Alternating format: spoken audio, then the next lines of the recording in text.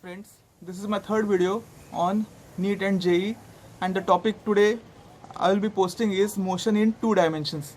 Now in this topic we'll cover uniform circular motion, banking of roads, vertical circular motion, as well as projectile motion. Okay, now go through the chapter of projectile motion from 11th standard textbook, as well as read all the formulas. Okay, go through all the formulas, then only you will be understanding the numericals which I solved.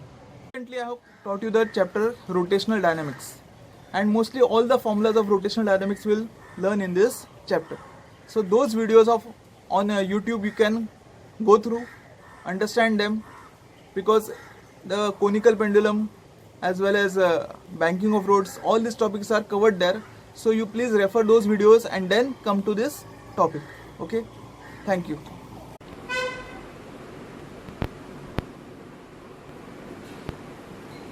So we are moving on to numerical 31st in UCM. Okay, our topic is about uniform circular motion. Now in this, the 31st numerical I am discussing, when a body moves with constant speed along a circle, no work is done on it, no acceleration is produced in the body, no force acts on the body, its velocity remains constant. Okay, now you have to find the correct answer. Okay, actually velocity does not remain constant because direction changes. No force acts is also wrong because a force acts along the radius towards the center. No acceleration is produced in the body, that is also wrong because acceleration is along the radius towards the center. But the first one, no work is done. Okay, option A is what? No work is done. That is the correct answer. Why? Because after one complete revolution, the body comes to its initial position, and so the displacement will be 0, and so work done will be 0. Okay, so the correct answer is what? No work is done, option A. In numerical 32, what is given? See, there are 4 graphs given. A model has 7 pebbles revolving uniformly along 7 different concentric circles, such that R7 is greater than R6, greater than R5, greater than R2, and greater than R1. So radius R1 is the minimum.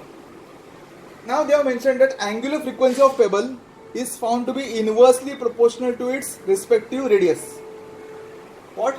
Angular frequency is inversely proportional to its respective radius. Then which of the graph of velocity versus radius will give velocity versus radius given below is correct?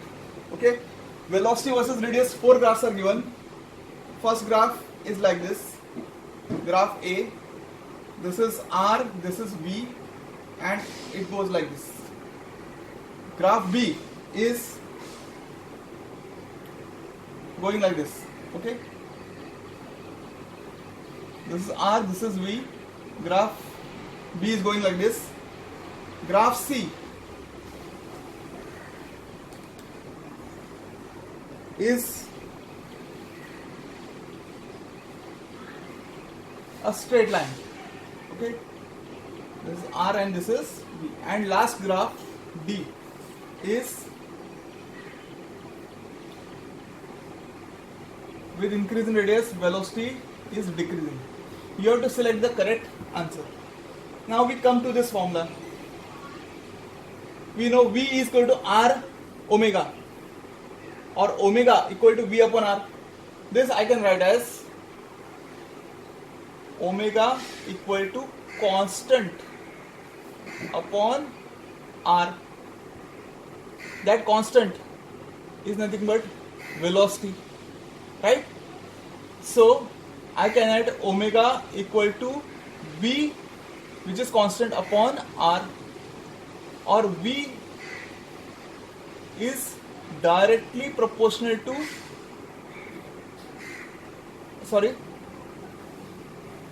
V is what? Constant, right?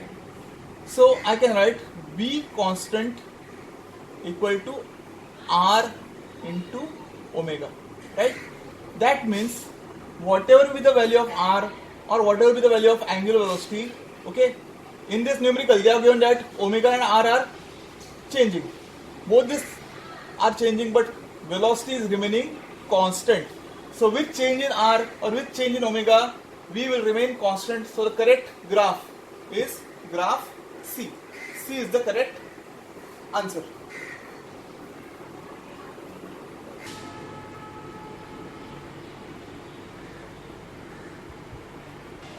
See in our numerical 33, what is mentioned?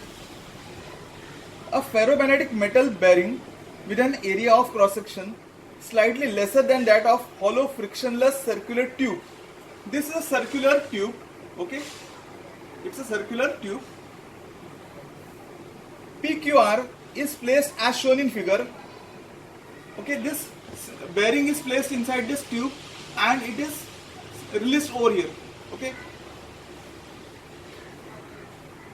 If the shaded part of semicircle is magnetic in nature, then which of the following is most appropriate? Now this bearing will slide down inside the tube, but this portion, this shaded portion which I have shown now, this is magnetic in nature. When it is magnetic in nature and the bearing is also ferromagnetic, what will happen? It will stick to this portion. So when it comes down, rolls down, it will stick to this portion up to point Q.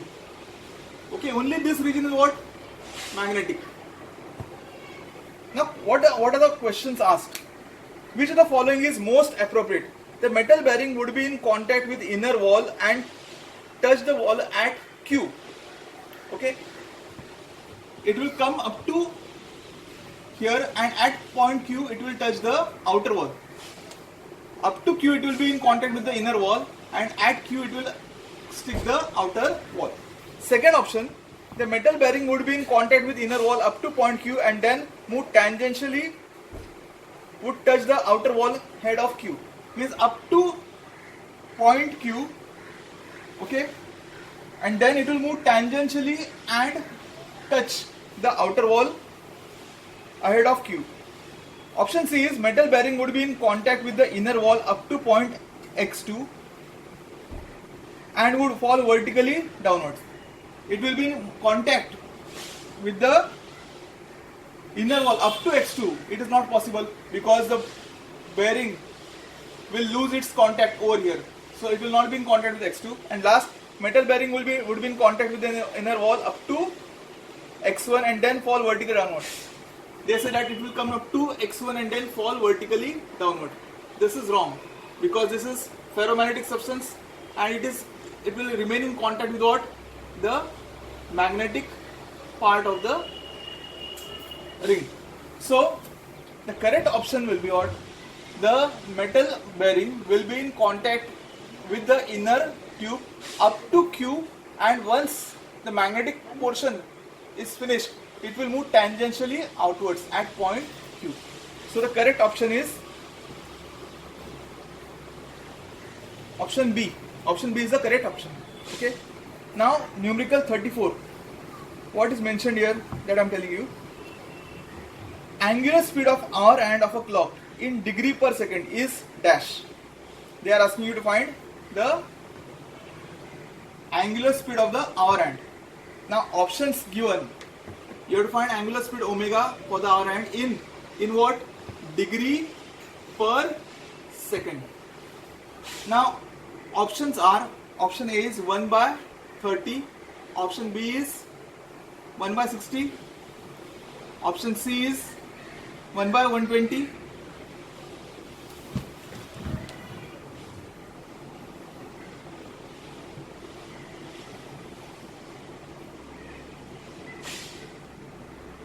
option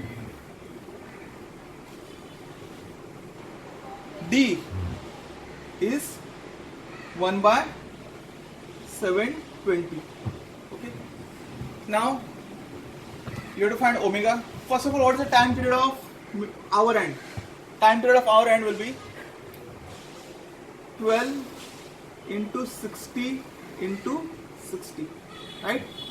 This is the time period. So omega will be what?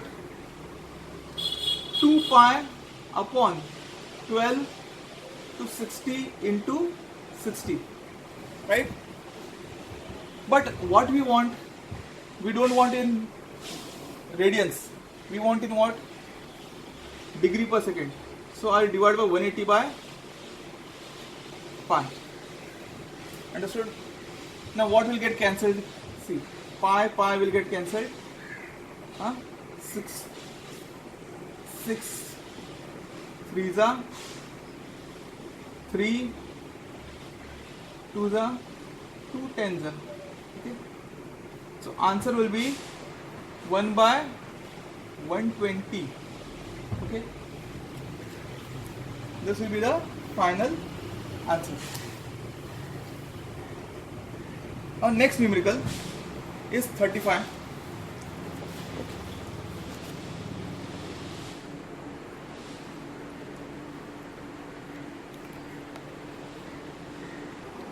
I am reading out numerical 35. A mass of 4 kg describes a circle of radius 0.5 meter. Okay. A mass of 4 kg describes a circle of radius. Radius is how much? 0.5 meter. Okay. On a smooth horizontal table at uniform speed, it is joined to the center of circle by a string which can just withstand 32 Newton of force. Okay. The centripetal force it can withstand is simply 32 Newton. Okay. Or centrifugal force can balance only this much force, 32 Newton. They are asking you to find number of revolutions the body can complete in 1 minute. Okay. Now our formula is centripetal force equal to m omega square r. Okay. And so omega square will be, this value is given as 32. So omega square will be 32 upon m into r. What is m? 4 into 0.5. That is 8 upon 0.5.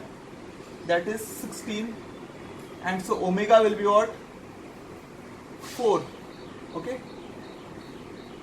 4 radian per second. But I want value of n. N will be omega upon 2 pi. That is 4 upon 2 into 3.14. That is 2 upon 3.14. And this is radian per second. I want number of revolutions in minute. So 2 upon 3.14 into 60. That is 120 upon 3.14. Now when you divide this, how much you get? That I will calculate. 1 second. This approximately comes as 38 revolution per minute. Okay. So that's our answer for 35. See, we talk about numerical 36. There are 2 stones. Okay, one is of mass m and one is of mass 2m. The stone m is having radius small r, and the heaviest stone 2m has got radius r by 2. Okay. Now they have mentioned that the velocity of lighter stone is n times the tangential velocity of heavier one. The relation is being given between tangential velocity of stone 1 and tangential velocity of stone 2. V1 equal to nv2. But they have mentioned that the centripetal force are equal. Both are having same centripetal force. They are asking you to find value of n. Now first of all, I'll write centripetal force of stone 1 equal to centripetal force of stone 2. Right? Now, what is the formula for centripetal force of 1? Simply m v1 square upon r. right? For the lighter stone. And for the other one, I write 2m into v2 square upon r by 2. Okay, this simply becomes 4m v2 square upon r. Correct? But what is v1? v1 is n times v2, so it becomes m into n square v2 square upon r equal to 4m v2 square upon r. Now if you see carefully, v2 square r m will get cancelled. What I get is n square equal to 4 or n equal to 2. The options they are mentioned are n is 1, n is 2, n is 3 and n is 4, and the correct option, as we all know, is n equal to 2.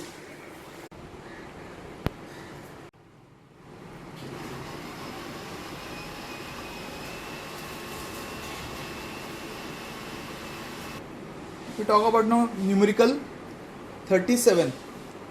Before I start with numerical, I want to make you understand that when a body is in circular motion, the acceleration is given by this formula, square root of ar square plus at square.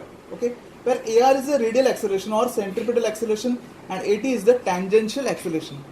If the magnitude of the speed is changing, then at and ar both will be present. But in UCM, where omega is constant, okay, omega is constant, value of at is 0. Okay, so at will be 0 and a will be simply equal to ar. Now our numerical 37 says a motorcyclist is moving along a circular path of radius 500 meter. Okay, r is mentioned as 500 meter with a if his speed is 30 meter per second, velocity is given 30 meter per second.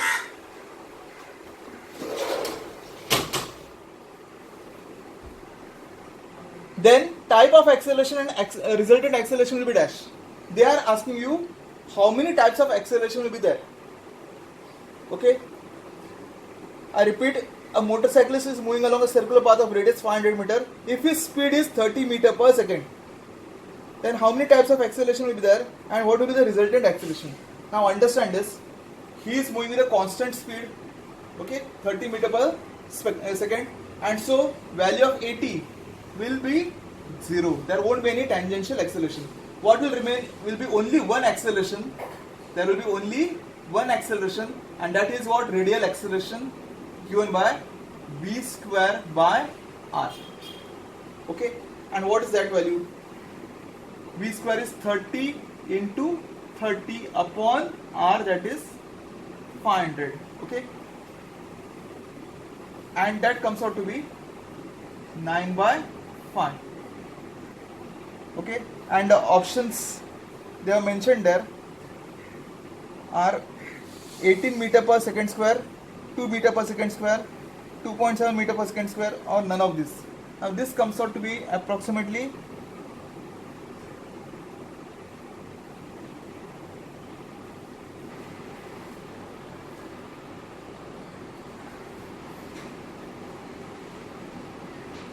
this is our final answer, but in all the 4 options we don't have this correct option, and so the answer will be none of this. Okay, that is numerical 37. Okay, before we move on to the numerical 38, understand this formula. What it says, in uniform circular motion, the magnitude of velocity remains same but direction changes. Okay, if they ask you delta v, change in tangential velocity, we write this formula 2v sine theta by 2. Okay, now in this case numerical 38. Numerical 38. What we are asked. The length of second hand in a watch is 2 centimeter. Means R is what?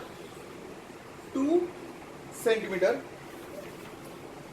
The change in velocity of its tip in 20 seconds is dash.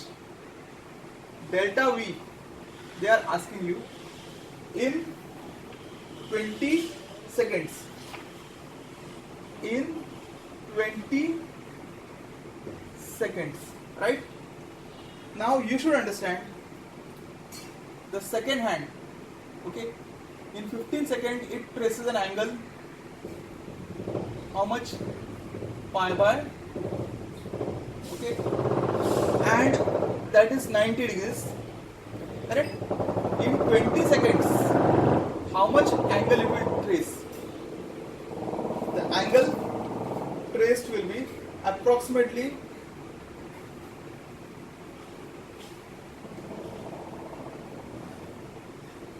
second hand in 20 seconds rotates through an angle of around 120 degrees. Okay. Understanding na? This whole angle will be what? 120 degrees. 90 plus 30, 120. So theta is known to us 120 degrees. And we have to use this formula. But first, let us find a value of V. V is what? R omega. R is already we know 2. Omega is 2 pi upon T. Capital T. Capital T is what? 60. Time period of second hand is 60. So we get 4 pi by 60. 4 pi by 60. This is the value of V. Now we'll put these values in delta V. Delta V is 2V sine theta by 2. Right? So it becomes 2 into 4 pi by 60 into sine 120 by 2 is 60. Sine 60. Sine 60 is root 3 by 2. So 2 into 4 pi by 60 into root 3 by 2. Right? Now what gets cancelled? 2 will get cancelled, and what remains is 4 pi by 60 into root 3, which I can write as pi root 3 by 50. Pi root 3 by 50. Okay, this is our final answer. Okay, this is the value of delta V we found, and we use this formula 2V sine theta by 2. See, we are talking about numerical 39. I'll read out the numerical for you. A uniform circular disc of radius 50 cm at rest is free to run about an axis which is perpendicular to its plane, okay, and passes through its center. It is subjected to torque which produces a constant angular acceleration of 2 radian per second square. Okay, the constant angular acceleration alpha is given 2 radian per second square. Its net acceleration in meter per second square at the end of 2 seconds is asked. Okay, so they are asking you to find the net acceleration at the end of 2 seconds. Time is 2 seconds. And what options they are given? Option A is 6, option B 3, option C 8. Now net acceleration is given by this formula, AR square plus AT square. Okay. Now which values are known to us? First of all, I'll find value of AR. Now alpha is given 2 radian per second square, and we also know time. Time is what? Time is 2 seconds, right? 2 seconds. Now omega can be written as alpha into t, which gives out to be 2 into 2, that is 4 radian per second, right? Now radial acceleration will be omega square into r, that is 16 into r is how much? 50 centimeter, I can write 50 centimeter as 0.5. That is half into 16 is 8 meter per second square. Okay. Now, tangential acceleration AT is simply given by r into alpha. R is 0.5. Alpha is known 2. Okay, and half into 2 is nothing but 1 meter per second square. Right? Now the net acceleration will be square root of 8 square plus 1 square. 64 plus 1, that is 65, and which is approximately equal to 8 meter per second square. This will be our final answer. We talk about numerical 40. There is a car which is moving in a circle with a speed of 2 meter per second. This speed increases at a constant rate of 3 meter per second every second. If the radius of the circle described is 28 meter, then total acceleration of the body after 4 seconds is dash. Now indirectly they have mentioned that the speed is increasing at the rate of 3 meter per second. That means the acceleration of the body, or we call it as tangential acceleration, AT, is 3 meter per second square. Okay, tangential acceleration is given. Now you have to find the total acceleration, means net acceleration after time t equal to 4 seconds. Now first of all, this value which is given, 2 meter per second, is initial velocity.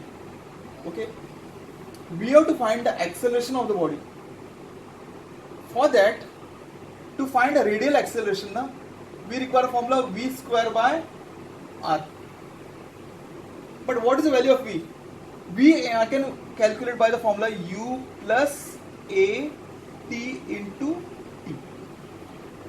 Getting it? Now value of u, initial velocity is 2 plus at is what? 3 into time is how much? 4. 12 plus 2 is 14. Right? So 14 meter per second is the final velocity. Now I will put this value in this radial acceleration. AR will be 14 into 14 upon 28. 14 by 2 is 7. So 7 meter per second square will be the radial acceleration. So I know tangential acceleration, I know radial acceleration. I will find the resultant acceleration, net acceleration, as root of 7 square plus 3 square. That is square root of 49 plus 9. That is square root of 58. And square root of 58 is approximately, okay, the options are given square root of 58, so no problem. This is our final answer. Okay, root 58 meter per second square.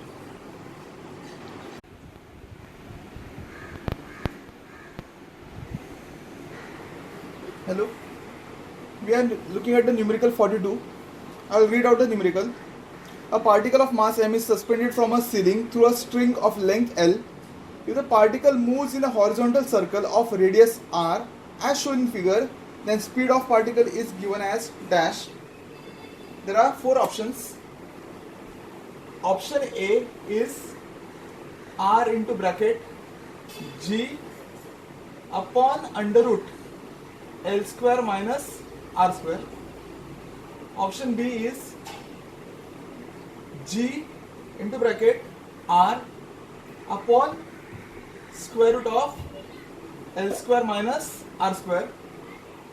Option C is r into bracket under root g upon L square minus r square. And last option is D, g into square root of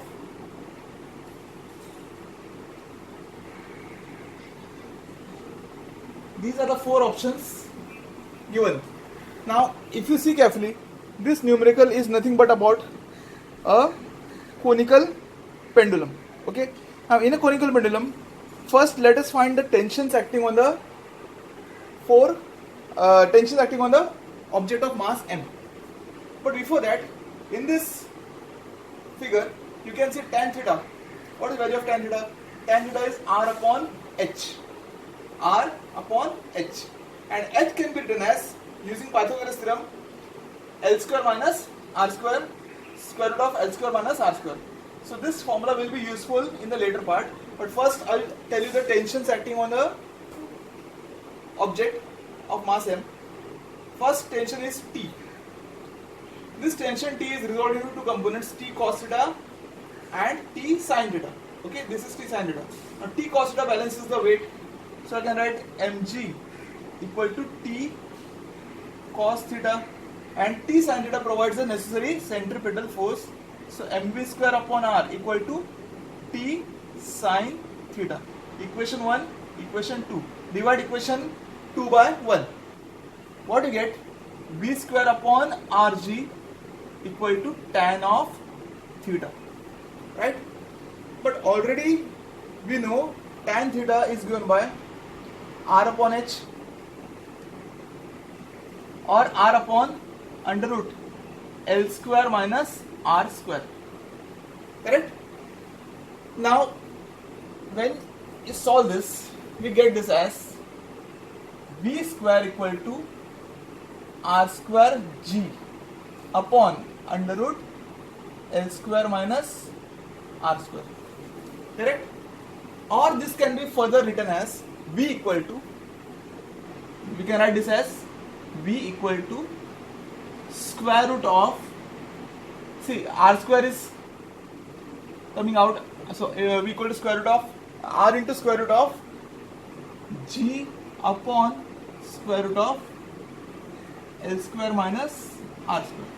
Okay, so this will be our final answer.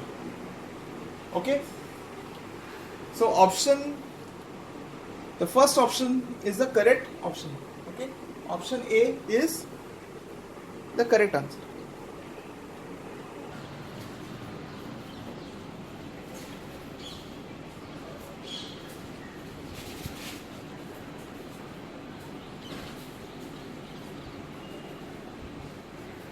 Now before we start with the numericals related to banking of roads, let's understand these three formulas. Now safety speed of any vehicle on a unbanked curved road, which is curved, okay, is given by V equal to square root of mu r g. Mu s is a coefficient of, actually this is mu s, coefficient of static friction, r is the radius of curvature and g is acceleration to gravity. Now optimal speed on a banked road, neglecting friction, neglecting what? Friction, will be given by this V equal to square root of rg tan theta. Okay. Now if you consider the friction, then the maximum speed on a banked road considering friction will be V equal to square root of rg into bracket mu s plus tan theta upon 1 minus mu s tan theta. Okay. So these three formulas will require for solving the numericals. Now let's start with the first one. The first numerical is 43, and here they are talking about a car negotiating a curved road of radius r. The road is banked at an angle theta. The coefficient of friction between the tires and of the car and the road is mu s. Maximum velocity on this road will be dash. Now four options are given, and we have just written this. The maximum velocity will be given by V equal to square root of G into R into bracket, you can write mu s plus tan theta upon 1 minus mu s tan theta. Okay, and this is our option number D. D option is our correct option. Okay, now 44. If a cyclist doubles his speed while negotiating a curve, how does the tendency to overturn vary? Okay. Now, when the speed is doubled, what happens to the centrifugal force?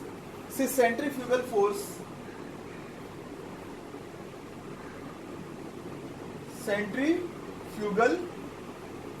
is given by mv square upon r. Okay. Now if the velocity is doubled, suppose it will become m into 2v the whole square upon r. Okay. On doubling speed or velocity, it becomes m into 2v. This nothing but becomes what, 4 into m v square by r. That means the centrifugal force will increase by 4 times, right? So the tendency to overturn will be quadrupled. So option D will be the correct answer in 44. Now 45.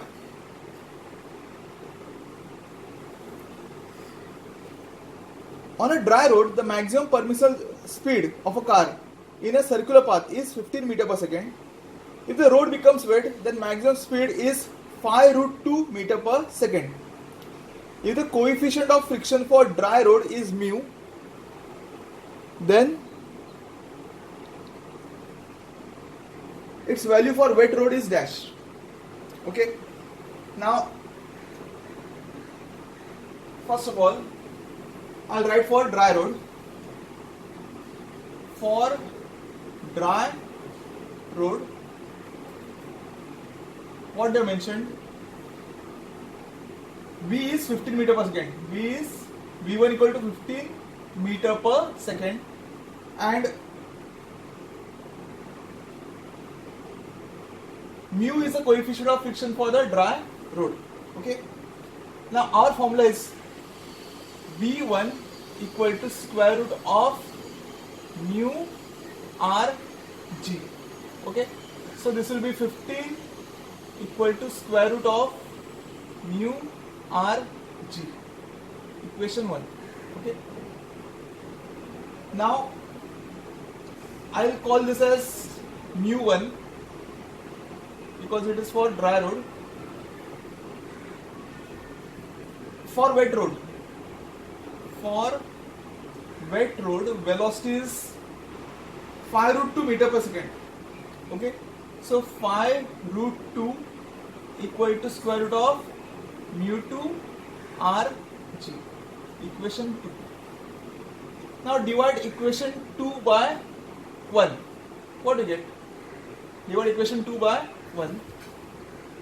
5 root 2 upon 15 equal to square root of mu 2 rg upon mu 1 rg. This becomes root 2 by 3, okay, equal to square root of mu 2 upon mu 1. Now if you square this, you get, see, when you square this, okay, you get 2 by 9 equal to mu 2 upon mu 1, or mu 2 will be 2 by 9 mu 1. Okay, this is the final answer, and that option is option A. Option A is the correct answer. Okay. Let's read numerical 46. A car is moving at a speed of 60 km per hour, traversing a circular track of radius 60 meter. The radius of the circular track is 60 meter. The minimum coefficient of friction to prevent the skidding of the car is dash. Mu they are asking you to find, and value of g is 10 meter per second square. The minimum coefficient of friction to prevent skidding of the car is dash. Okay. I repeat, a car is moving at a speed of 60 km per hour, traversing a circular track of radius 60 meter. The minimum coefficient of friction to prevent skidding of the car is dash. Now velocity is given 60 km per hour. Definitely you have to change this into meter per second, and that is by multiplying by 5 by 18. Now here 6 3s are 6 10s are, okay. This becomes 50 by 3 meter per second. That's the value of V. Now which formula to use? V equal to square root of mu r g, or V square will be mu rg. Therefore mu will be v square upon rg. Now put the values. V square is what? 50 by 3 into 50 by 3 divided by radius 60 into g is 10. Okay. Now what you get here? 25 upon 54. Mu equal to 25 by 54, and they have simply given this. They are not solved further, and this is option number A. A option is the correct answer. Okay, that is numerical 46. Numerical 47. I'll read it out. A body is kept on a horizontal disc of radius 2 meter at a distance of 1 meter from the center. Okay, that's the disc. Okay, the body is kept on horizontal disc of radius 2 meter. The disc is of radius how much? 2 meter. R is what? 2 meter. But where is the coin placed? Okay, at distance of 1 meter from the center, means its position. The position of the coin is at 1 meter. Okay. The coefficient of friction between the body and the surface of disc is 0.4. Value of mu is 0.4. The speed of rotation of disc at which body starts slipping is dash. Given g is 10 meter per second square. You have to find the velocity at which it will start slipping or skidding. Here we will use this formula. V equal to square root of mu r g. But actually they have asked the velocity in radian per second. Speed of rotation in that means you have to find omega. You don't have to find v, you have to find what? Omega. But the formula will remain same. Here some this. The coin is on a disc and disc is rotating, right? The friction, coefficient of friction between the coin and the disc is holding the coin from slipping away. But as the speed increases, the centrifugal force will automatically increase. Okay, and they are asking you the velocity at which it will just start sliding, okay, or it will begin to slide. Means they are asking you about mu as coefficient of static friction. Here they have mentioned mu s is 0.4, g as 10 meter per second square, and they are asking you omega. But the formula we will use is this formula: v equal to square root of mu s into rg. They are asking you omega, right? So omega can be written as, say we know v is r omega, omega is v upon r. So instead of v in this formula, I'll write r omega equal to square root of mu s r g. Okay, I square it. Omega square r square equal to mu s r g, or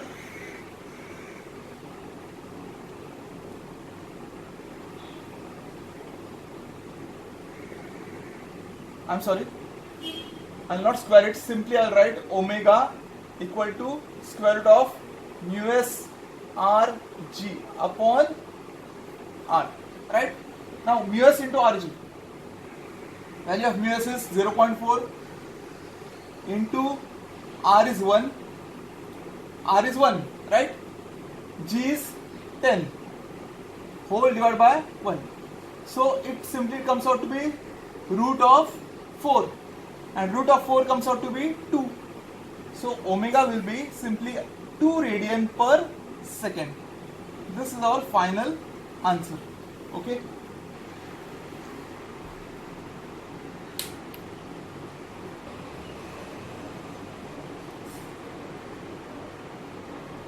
We will talk about numerical 48. Numerical 48. The maximum safe speed of a vehicle over a curved road of radius 120 meter is 12 meter per second. If width of the road is 6 meter, then height of the outer edge is dash. They are asking you the height of the outer edge over the inner edge. They have given velocity as 12 meter per second, radius as 120 meter, and they have given the width of the road. Now first of all, we will have to find theta.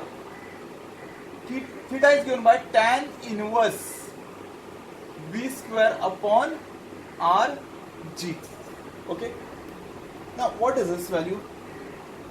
Tan inverse v square is 144 upon rg, 120 into 10. I'll take it as 10. Okay. This comes out to be tan inverse 12 upon 100, right? And this can be written as tan inverse 0.12. Now when we divide this and find theta, or simply I write this as tan theta equal to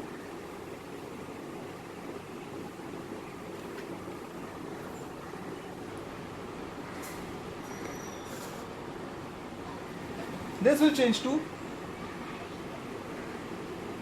tan inverse, okay, 4 by 25. Sorry, 3 by 25, right?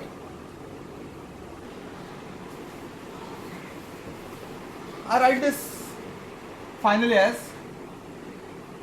tan theta equal to 3 by 25, okay, because I will use this value in the next formula. Now in this diagram, what is tan of theta? Now in this right angle triangle, what is sine theta? Suppose I call this as A, B, C, okay. Sine theta will be opposite side upon hypotenuse, okay, that is H upon B, correct? Now if theta is very small, if theta is small, okay, I can write sine theta approximately equal to tan theta. You can check the values of sine theta and tan theta in a log table. When the angle is very small, sine theta and tan theta are equal. So I can write this as tan theta equal to H upon B. Now I already know the value of tan theta. It is 3 by 25. And the breadth, they have already given, breadth is what? 6 meters. And this turns out to be H equal to 18 by 25, and you divide this, it comes out to be 0.72 meters, okay. So height of the outer edge or inner edge will be 0.72 meter.